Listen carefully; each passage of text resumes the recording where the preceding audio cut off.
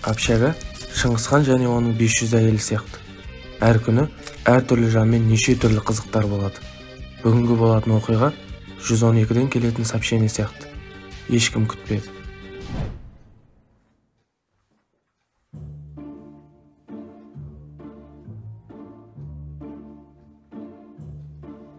Не ұстап алыңызсың қолына?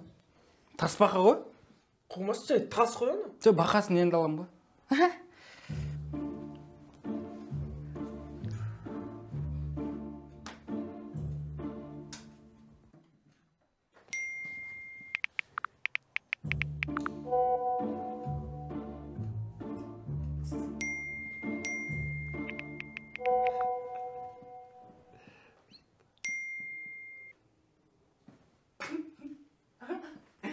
Алда жақсы көретін қызың залға кетіп тастады ма? Қайдан біліп қойдың оны сен? Артында айна тұр ғой, Ди Каприо. Ал ұятсыз екенсің ғой сен, моңғол. Ой, ұятсыз екенсің деп. Сен айтпай ақ қойшы, Ди Каприо. Жұрттар, шай ішіп алу керек. Кім ішеді? Ой, шай ішу үшін заварка алу керек, ол заварка болу үшін оны егу керек. Бізде егетін жер жоқ. Одан кейін Индияға бару керек. Индияға барып плантация сатып алу керек. О плантацияның документтерімен Бангладешке дейін неше арбамен бару керек. Өйтіп шай ішпей ақ қойын. Ішпеймін. Моңғол, артық заварка бар ма? Бар. Мама бір заварка берген, маған тек өзің іш деп. Жынсың ба? Артық заварка болатын саған нәски ма ол? Ручка ма саған? Сен іші қолсы бар ма? Артығы? Ачол артық болатындай 91-дағы Эйзи ма не? Сен елбасы сияқты көршілермен жақсы араласатын ғой. Барып сұрақ көрсейсің олардан. Қой онда сөйтейін, көрші комнаталардан сұрайын. Эйзиді ма? Бір пачка Эйзи бер жүрді. Осы атаға ризамын ғой ше. Не айтсаң жоқ демейді ғой ше. Айтасың, жұмса жүресің, барып келеді, бір нәрсе айтасың, істей салады, я дей береді ғой керек. Бір андай ақ көңіл, андай сондай бал. Не дейтін еді андай балдарды бір нәрсе дейді? Чорт ба? Жоқ, қандай бір. Лох. Жеги. Жеги естің. Артық заварка жоқ па, жеги. Әзіл. Чайға заварка бар ма? Қолдың үстінде бол керек, асаш бөтөз. Хорошо.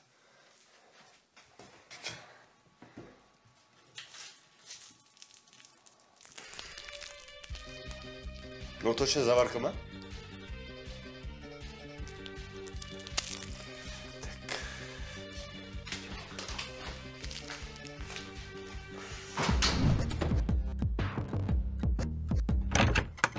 Осы атан айтам да. Натуре бар ғой, бір боқтап, біреумен тіресіп жатқан. Вообще көрмеппін бар ғой. Мен білем не үшін онда екен ше оны. Кішкентай кезінде ше, ағалары біреуге факю көрсетпей, боқтап кет, мә деп айт деп үйретпеген оған ағалар ше. Біздің ағалар дейтін, болны үйретті ғой бәрін. Бар, анан көтінен теуіп кет, анан басынан ұрт кет. Деп бәрін үйреткен де, сол үшін ол сөйтіп қалып кеткен ғой. Оның армандары да басқаша ғой, білесің ба?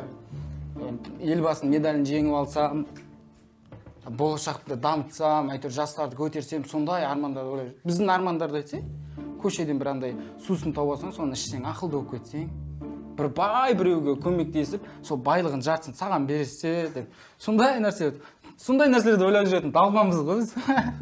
Біз демесей, мен десей. Пошел далбансың. Вот мен де далбанмын ғой. Өйткені мен 8 ағам бар да. 8 ағам каждый бір-бір боқтық сөзден үйреткен кезде жылына да сөз жаттап аламын ғой мен. Так что сен де далбансың. Ал бізде қозы жартылай далбан, жартылай адам. Неге? Өйткені бұның 2 ағасы бар, 2 сестрасы бар ғой. 50-50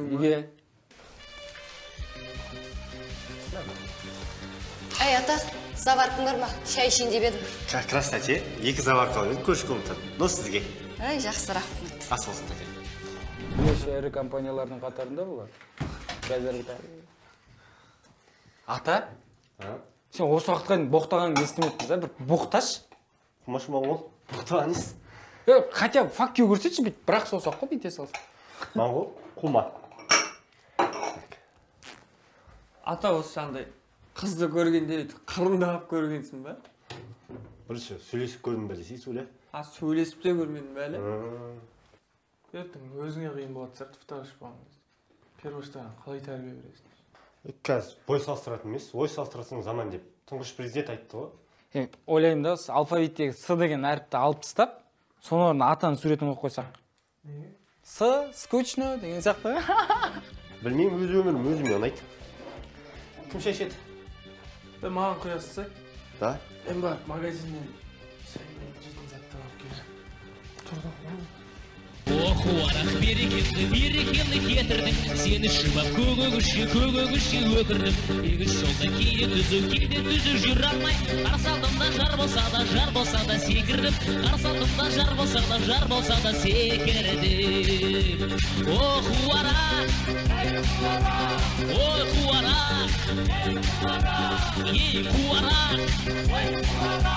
ей қуарақ. Бауырым, тоқташ. Бегіш. Ассалаумағалейкум. Алейкум. Екі қолмен амандасып үйретпеді ма не? Иә. Че, бауырым, қане? Телефон бар ма? Бір звонокқа? Бір звондап алайын ба? Звонокқа ма? Берші, қане. Бар ғой. Алло. Ассалаумалейкум. Че, қалай, бауырым? Ничего, пойдет. И все, осыны мен новый номер. Смело звондай бер. Сохранить етіп қой өзіне. Все, конечно, на связи. Все, давай. Салып қойшы, наверное. Братан, телефон ала берсің. Мен жаңа ғана только что айттым ғой прачкама. Дұрыс па? Айттым, номер сохранить етіп қой дедім. Енді нарада екі сөйлейтін емес қой. Ты за кого меня принимаешь? Дұрыс па? Понятияң бар екен? Давай, Маша, отдыхай. Все. Давай. Балмыздақтар интересные, да? Балмызда. Дәл осындай колонкілерін 40 па 50 штугын ұрлап кеткен ғой. Сен ба? Емес. Ұрлап кетсем айтпаймыз ба? Не болды, ата? 2-де 1 болды. А? Мазга? Мазганы айнадан көресің, Құмаш болды. Қусам қашасың ба не? Не болып қалды сан, ата? Ата демеймін маған, Не болып қалды, брат? Сіз деп сөйледің, Не болып қалды сізге? Еліміздегі бейбітшілік пен тыныштықтың шекарасы шегенделген. Ал мына әбшәгердің тыныштығын орнататын мен. Малдар. Не болды наған? Жаңа ғана болашақ жастардың қолында ұлт бірлігін сақтау керек деп отыр еді. Өзі сақтамайтын сияқты ғой. Оны елбасы айтқан деп айтты, ол айтпаған ғой. Енді ол кісіге ғана керек емес қой, ел барлығымызға керек қой. Сонда походынан ішіне жымба бір бәле кіріп кетті ғой деймін. Не болса да ат морозы жүн екен ойлашы, атаны тұрғызып жіберді орнына. Дейіп кетпей жатыр, қорқып өткесің ғой. Кәдімгі факел ма?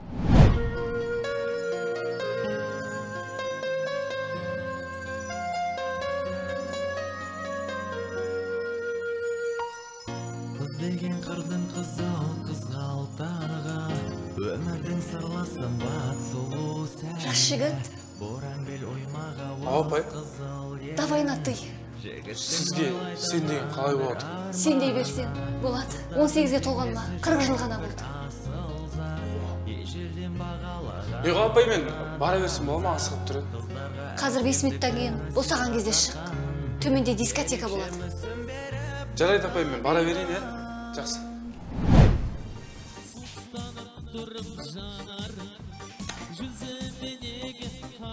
Сен ба шетелге оқу алса деп жүрген? Тәжірибе жинап, білім аласың, сосын не істейсің? Сол жақта жұмыс істеп қалатын шығар. Біздің елімізде оқып, білім алып, мақсатыңа жетуге болады. Біздің елімізде мүмкіндік көп. Қойшыдан бизнесмен шықты, металлургтен президент шықты. Ташка сүйреп жүріп, мақсатын тастамаған әншілер бар мысалы. Дұрыс па? Сен маған пәк қыз айтшы ал. Сен шықтың арғы бөлмеден бұл жолы киіммен емес. В смысле киіммен емес? Ол да біреудің қарындасы, біреудің анасы шығар. Киіндір давай. Сен шықтың арғы бөлмеден бұл жолы көйлекпен. Қандай көйлекпен? Кәдімгі ақ көйлекпен ғой адам. Маған ақ көйлек ұнамайды. Давай қызыл көйлек. Жігіттер, сыртта танымайтын біреулер телефон тартып алып жүрнеші. Ол фигня. Атаны көрдің ба сен? Не болды? Короче, бізді боқтап, мазамызды алып, факи көрсетіп, ұрайын деп қуып кетті анау. Ата қуып кетті. Қайдан ол?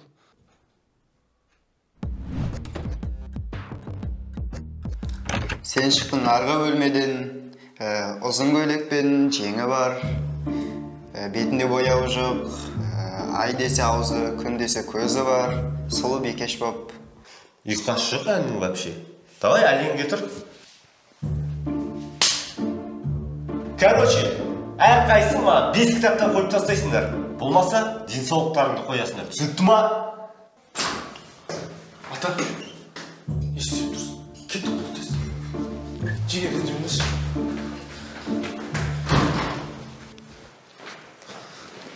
Тоқташы. Суля қайда айтпақшы? Суля жаңа общага бүкіл баласын жинап шық дедім ғой. Балдарды жинап отыр ғой. Да? Не істеп тұр? Ой, ата, тасташы. Жаны кет. Не істеп жүрсің? Қыздар-ай, қиылған қазақ маңдай, ашын төс алмам оян, мөлдереген қалқамай.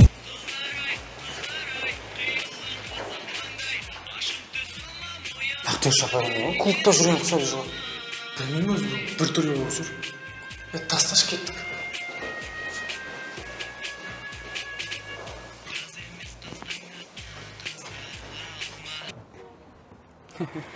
Короче, сөйтеміз, бәрі нормально болып қалады. Қолын алып кетіп қалдық қой, төр. Дұрыс. Опа, анар кімдер?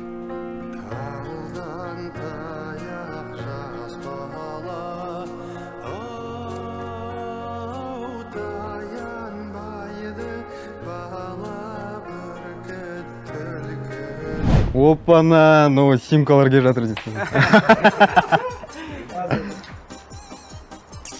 Қайсың ол? Мен, допустим, что? Сен по жизни кімсің өзі? Человек порядочный. Эй, за салам не базарит. Порядочный человек беспредельте етпейді. Мен бауым үшін отвечать ете алам. Ал ол допускать етпеді. И етпегенде. Ал сендер оның телефонын тартып алдыңдар. Какой привет, такой ответ, жігіттер. Бірақ бәріміз бір қазақтың жігіттеріміз ғой. Лучше телефон қайтарып беріңдер. Емен сендерге ренжімеймін. Ренжитін қыз емеспін мен. Но обидам бар. Қарныңызды тойдырсаңдар, сушняк алып берсеңдер, возможно, обидамды ұмытам.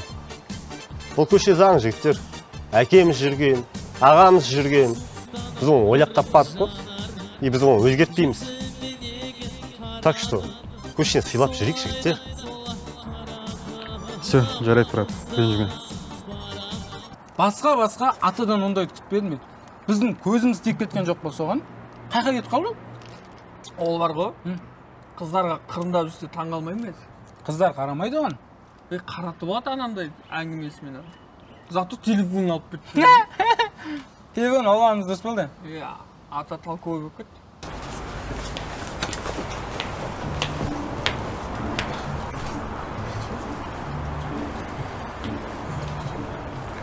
Қарындас, танысайық деп айтпай қойайын.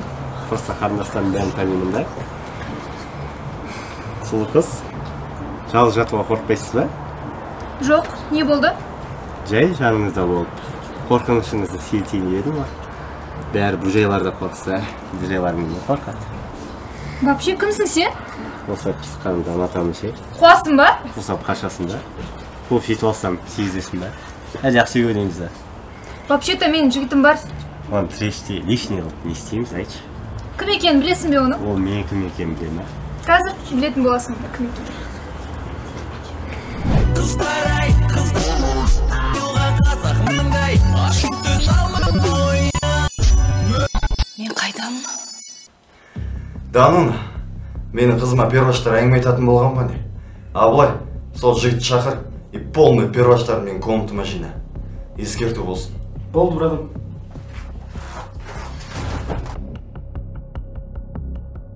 Жеге, бәрімді Иса братан ресторанға шақырып отыр, тез жүзіндір кеттік. Отыр.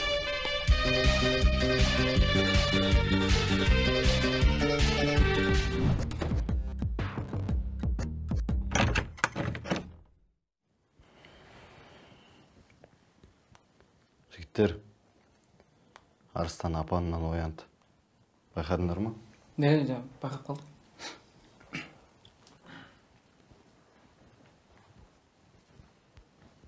Қайсың мен қызым әңгіме айтып жүрген? Бывшая ма десейші. Өлетін бала мола қара жүгіреді деуші еді? Солай дейтін.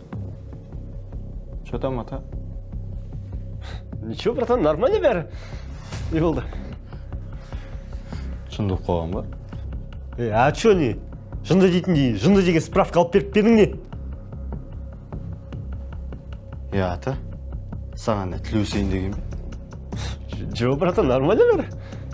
Не болды неқта? Не болды енді, бір түрлі болып тұрсың? Братан, ештеңе болған жоқ деймін. Айтсайшы енді. А чё, обязательно бірдеңе болу керек па не?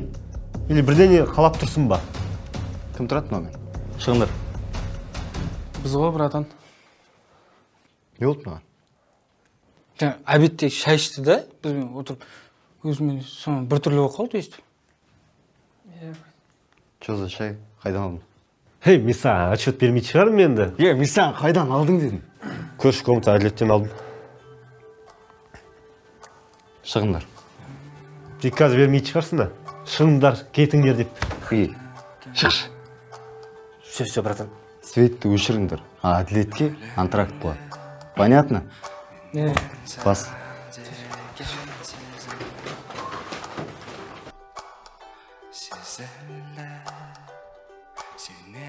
Бәрі дұрыс па? Бәрі нормально ма, ата? Кәдімгі есінде ештеңе жоқ қой. Не істеп, не қойғанымды білмеймін. Әйтеуір ешкімді ренжіткен жоқпын ба? Ренжитін қыз емеспіз ғой. Бірақ абидан бар. Дәгенде қызы, ойнап. Ата, брат, от души рахмет саған. Бүгін телефонымды қайтарып алып бердің ғой сен.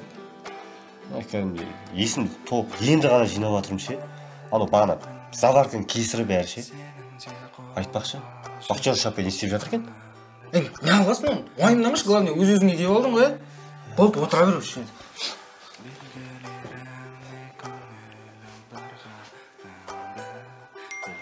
Ата, бағанағы шайынан тағы да бере аласың ба? Бір жаман әдет мыңдаған жаман қадамдарға алып барады. Бізге оны түсіну үшін атаның байқаусызда жасаған бір қателігі себеп болды. Бүгінгі күніміз анамыздың кішкентай кезде резеңке тәпішкемен ұрғандай болды. Қанша ұрса да жаман болсын деп ұрмады. Оппана! Бітті қора. Қайда мені әкетіп барады, қандай ғаламшар жанды әлемде жансыз адамдар қолында менің жарықшам мұңды мәңгі түн орындалмаған.